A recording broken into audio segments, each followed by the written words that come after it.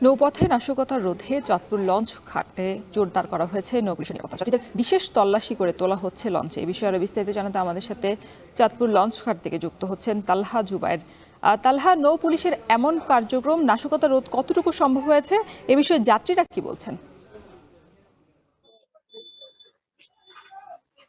রওশন, নৌপথে যোগাযোগ ব্যবস্থা নিরবিচ্ছিন্নভাবে পরিচালনা করার জন্য চাঁদপুর নৌ পুলিশের উদ্যোগে কিন্তু গ্রহণ করা হয়েছে এই ধরনের বিশেষ তল্লাশি অভিযান। এবং আপনি জানেন যে চাঁদপুরের এই নৌবন্দর থেকে ঢাকা সহ দেশের দক্ষিণাঞ্চলের বিভিন্ন জায়গায় কিন্তু যাত্রীরা যাতায়াত করে থাকেন। এবং এই যে তল্লাশি চৌকি বসানো হয়েছে, বিশেষ করে আসলে চাঁদপুর লঞ্চ ঘাটের প্রবেশমুখী কিন্তু আর্চ ওয়ে গেট এবং মেটাল ডিটেক্টর দিয়ে কিন্তু যারা যাত্রী রয়েছেন তাদের কিন্তু সন্দেহভাজন বিশেষ করে যাত্রীদের কিন্তু তারা ব্যাগ তল্লাশি করছেন। এবং যাতে করে কোনো ধরনের বিস্ফোরক দ্রব্য কিংবা কোনো ধরনের নাশকতা করার জন্য যে ধরনের বা দ্রব্য রয়েছে তা যাতে পরিবহন করতে না পারে, এবং নৌপথের এক ধরনের যাত্রীরা এই যে চলাচল করে থাকেন তারা যাতে নিরবিচ্ছিন্নভাবে এই লঞ্চে করে যাতে তাদের গন্তব্যে যেতে পারেন, সেই জন্য কিন্তু আসলে এই ব্যবস্থা গ্রহণ করা হয়েছে।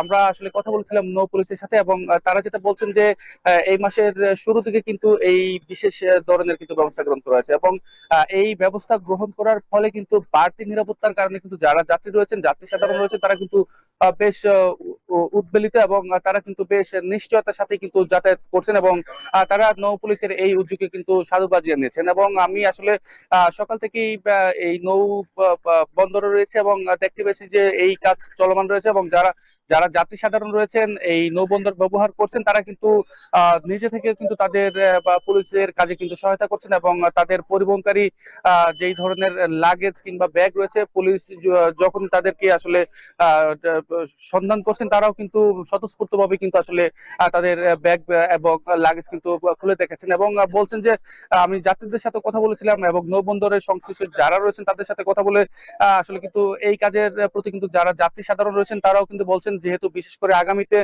কিছুদিন পরে কিন্তু ঈদের উৎসব কিন্তু শুরু হবে, এবং সেই সময়টাতে চাঁদপুরের এই বন্দর দিয়ে কিন্তু শুধু চাঁদপুর নয়, চাঁদপুরের আশপাশের বিভিন্ন জেলারও কিন্তু হাজার হাজার যাত্রী কিন্তু পরিবহন পারাপার হয়ে থাকেন। তো সেই জায়গা থেকে আসলে এই ধরনের একটি বিশেষ উদ্যোগ কিন্তু তারা বলছেন যে এতে করে তাদের যে যাত্রা রয়েছে, বিশেষ করে এই সময়টাতে তাদের নিরবিচ্ছিন্ন এবং নির্বিঘ্নে কিন্তু তারা নৌপথে কিন্তু যাতায়াত করতে পারবেন। এবং পুলিশের পক্ষ থেকে বলা হয়েছে যে যাত্রীদের সকল ধরনের নিরাপত্তার স্বার্থে কিন্তু তাদের এই অভিযান কিন্তু অব্যাহত থাকবে, এবং কোনো অবস্থাতেই যাতে নৌপথে কোনো ধরনের নাশকতা কিংবা অপ্রীতিকর যে কোনো ঘটনা এড়ানোর জন্য কিন্তু তারা বদ্ধপরিকর বলে তারা জানিয়েছেন। তো আসলে সবকিছু মিলিয়ে রওশন, এই ছিল আমার কাছে চাঁদপুর থেকে নৌপথের যাত্রীদের নিরাপত্তার কার্যক্রমের সবশেষ।